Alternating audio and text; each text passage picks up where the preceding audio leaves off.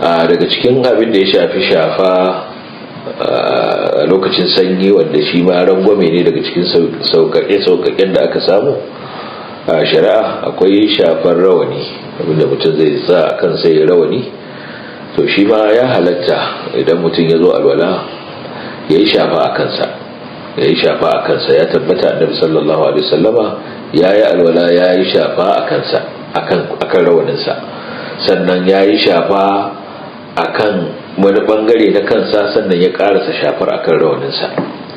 Saboda ka shafar kai iri uku ce, akwai da za ka yi shafa akan akan gashin kanka, akwai da za ka yi shafa ka shafi wa kwarkwadar kanka sannan sai ka kara shi akan rawaninka, akwai kuma wanda za ka yi gaba daya akan rawani. Duka wannan ya tabbata a sunnar annabi sallallahu alaihi wasallam, kamar da ibnu qayyim ya magana da bayanin haka a cikin littafin zadul ma'ad.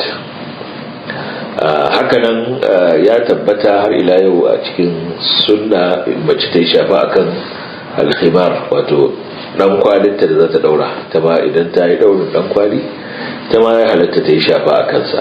Bambancin shafa akan rawani ko akan dan kwali, khimar ta rufe ta daura akan ta rufe kanta, bambanci tsakanin su da shafa akan hufi ko kuma safa.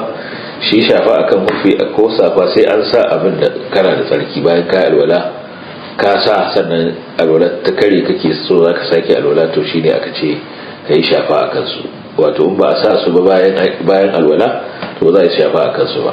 Sabanin shi rawani ko ka sa shi da dahara ko baka sa shi da dahara ba, sannan shi ko bai da taukit, bai da wani. shi shafa akan hufi an ce idan mutum mazaunin gida ne yana da yini ɗaya da kwana ɗaya, wato yana da awa 24.